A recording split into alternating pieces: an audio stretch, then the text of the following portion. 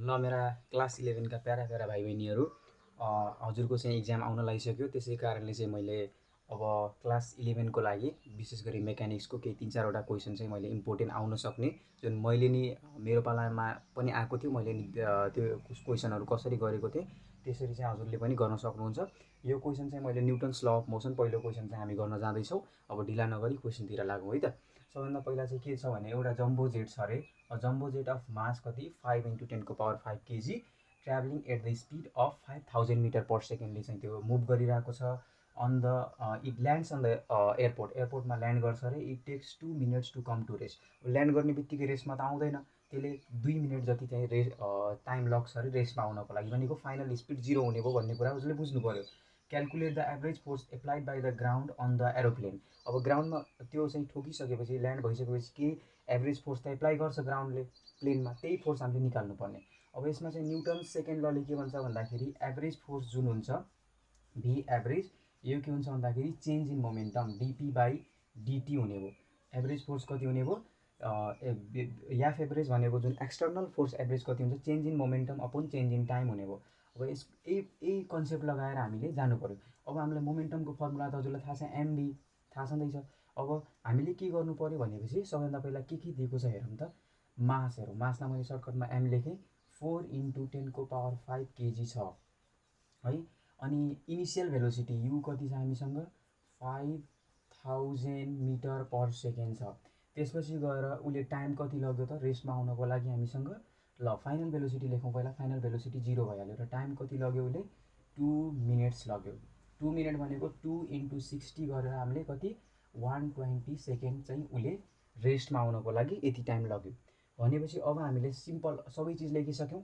अब हामीले F average भनेको के हुन्छ त भन्दाखेरि change in momentum, m v final minus m u v initial velocity final velocity change in time. अब टाइम त हाम्रो 120 सेकेन्ड हो। अब हेरौँ त, मास त हामी सबैमा एउटै हो तर भेलोसिटी फाइनल 0 भएको छ, त्यसैले यो फ्याक्टर 0 हुने भयो। यो माइनस एम भनेको 4 × 10⁵ into initial velocity 5000 by time, time कति छ 120 सेकेन्ड। यति सबै गर्नुभयो भने हाम्रो एन्सर कति आउने भयो त, -1.67 × 10⁷ न्युटन चाहिँ फोर्स आउने भयो। यसरी चाहिँ हामीले यो क्वेसन गऱ्यौँ। अब यसै गरी मेकानिक्सको कुनै एउटा अर्को क्वेसन गर्छौँ, तबसम्म ल गरौँ है त अर्को क्वेसन। ल अब हामी मेकानिक्सको अर्को क्वेसन, यो चाहिँ हिटबाट चाहिँ लिएको छु मैले, एकदमै राम्रो क्वेसन छ, हेर्नु होला। के भन्यो भन्दाखेरि 1 kilowatt किटली contents 500 gram of boiling water and calculate the time needed to evaporate all the water in the kitli. Specific latent heat of the vaporization of water is 2.26. अब latent heat भनेको थाहा छ हजुरलाई, Q भनेको। अब सबैभन्दा पहिला के दिएको छ भन्दाखेरि पावर हामीलाई दियो, हेर्नुहोस् पावर भनेको 1 किलोवाट दियो। त्यसै गरी चाहिँ मास कति दियो भन्दाखेरि मास हामीलाई 500 ग्राम दियो। ग्रामलाई केजीमा कसरी बदल्ने होला, 500 डिभाइडेड बाई 1000 गर्नुहोस्, अथवा 10⁻³ गर्दा नि हुन्छ, 0.5 kg आउँछ कि आउँदैन, आउँछ।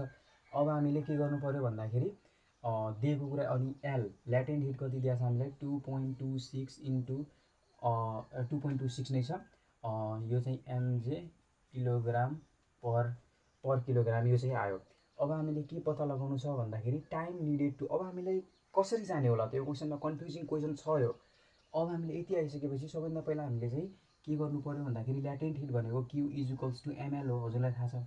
Q बराबर मास हामीलाई कति दिएको छ 0.5 kg, 0.5 kg into latent hit 2.26, ठिक छ नि, 2.26। अनि यति गऱ्यो भने यसलाई क्यालकुलेट गर्नुहोस्, कति आउँछ 1.13 × 10⁶ जुल आउँछ होला, यो यति आउँछ है। यति आइसकेपछि अब हजुरले के गर्नु पऱ्यो भन्दाखेरि, अब हेर्नु पावर दिएको छ, हामीलाई चाहिरहेको छ टाइम। अब पावर र टाइमको रिलेसन निकाल्न खोज्नुहोस् कि पावरमा टाइम आउँछ कि आउँदैन, आउँछ। हामीलाई के हो भन्दाखेरि पावर भनेको के हो त, पावर भनेको एनर्जी पर सेकेन्ड हो नि त, टाइम हो नि त, एनर्जी पर टाइम हो। अब एनर्जी भनेको हिट पनि एक किसिमको एनर्जी त हो त, हिट एनर्जी भन्ने चाहिँ हजुरलाई थाहा नै छ, हिट एनर्जी नै हो।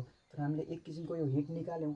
अब हिट Q/T पनि त लेख्न मिल्यो, हामीले एनर्जी बाई टाइम लेखे जस्तै Q/T पनि लेख्न मिल्यो। पावर त हामीलाई दिएको छ 1 किलोवाट छ, अनि यसलाई हामीले 1 किलोवाट भनेको किलोवाटलाई हामीले डाइरेक्ट इन्टु 1000 गरेर 1000 वाट हुन्छ हो र।